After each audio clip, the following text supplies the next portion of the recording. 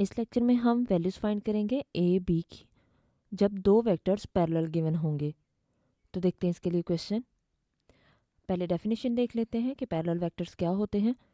दो वेक्टर्स जैसे v और w इन स्पेस पैरेलल होंगे अगर यहाँ पे एक स्केलर c इक्वल होगा, यहाँ पे एक हम स्केलर लेंगे, दो वेक्टर्स लेंगे और v इक्वल होगा सी डब्ल्यू के, यानी एक वेक्टर को हम लिख सकते हो कि वो मल्टीपल हो दूसरे वेक्टर्स के साथ, यानी यहाँ पे कोई मल्टीपल भी आ रहा हो जो कि c है, जो कि स्केलर है। तो वेक्टर पॉइंट ये वेक्टर हमें जो मिलेगा v वेक्टर, ये सेम डायरेक्शन में होंगे v और w अगर c ग्रेटर देन 0 होगा, और ऑपोजिट डायरेक्शन में होगा जब c लेस देन 0 होगा। यानी c नेगेटिव होगा तो ऑपोजिट डायरेक्शन में होंगे ये दोनों वेक्टर्स, और अगर c ग्रेटर देन 0 यानी पॉजिटिव होगा तो ये सेम डायरेक्शन में होंगे। तो अब देखते हैं इसके लिए क्वेश्चन। हमने वैल्यू फाइंड करनी है a और b की जबकि वेक्टर्स हमारे पास ये दोनों पैरेलल हैं। ये हमें गिवन है कि ये दोनों पैरेलल हैं। देखते हैं इसका सोल्यूशन। क्योंकि ये दोनों वेक्टर्स पैरेलल हैं, जब वेक्टर्स पैरेलल होते हैं तो इनके कोफिशिएंट्स को हम डिवाइड कर सकते हैं, यानी i के कोफिशिएंट को हम i के कोफिशिएंट पे डिवाइड कर लेंगे। इसी तरह से j के कोफिशिएंट को हम j के कोफिशिएंट पे डिवाइड करेंगे और k के कोफिशिएंट को हम k के कोफिशिएंट पे डिवाइड करेंगे, और ये तीनों आपस में इक्वल होंगे, यानी तीनों के दरमियान में इक्वल साइन आएगा। अब यहाँ से हम वैल्यू फाइंड कर लेते हैं a और b की।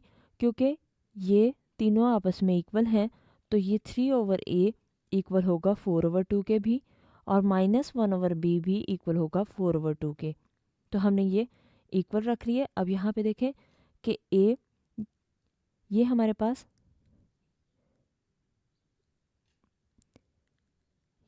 पॉजिटिव 4/-2 था, तो इसलिए नेगेटिव आया यहाँ पे, ये पॉजिटिव 2/। इनको इक्वल लिखने के बाद अब हम इन्हें सॉल्व कर लेते हैं। जैसे 4/-2 आ जाएगा, और यहाँ भी 4/-2 आ जाएगा। तो ये हम a की वैल्यू फाइंड करना चाह रहे हैं।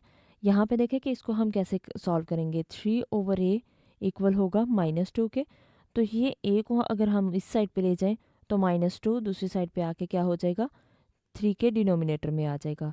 तो इसका मतलब a की वैल्यू क्या आई, -3/2। ये हमने माइनस को ऊपर लगा दिया, इससे कोई फ़र्क नहीं पड़ता, तो इसलिए a की यहाँ पे वैल्यू हमने लिख दी -3/2। अब b की वैल्यू के लिए भी हम इसी तरह से करेंगे कि b के लिए हमारे पास क्या आया है, -1/b इज़ इक्वल टू -2। अब ये माइनस से माइनस कैंसिल हो जाएगा, तो क्या बचेगा, 1/b इज़ इक्वल टू 2। अब b डिनोमिनेटर में है, जब इक्वल के दूसरी साइड में जाएगा तो यहाँ न्यूमिनेटर में आ जाएगा, और 2 यहाँ पे मल्टीप्लाई में है तो इस साइड पे आएगा इक्वल के, तो डिनोमिनेटर में आ जाएगा। इसका मतलब 1/2 इज़ इक्वल टू b। ये हमारे पास b की वैल्यू आ जाएगी। तो यहाँ पे हमने ये b की वैल्यू फाइंड कर दी। तो ये हमारे पास दोनों रिक्वायर्ड वैल्यूज़ थी a और b की।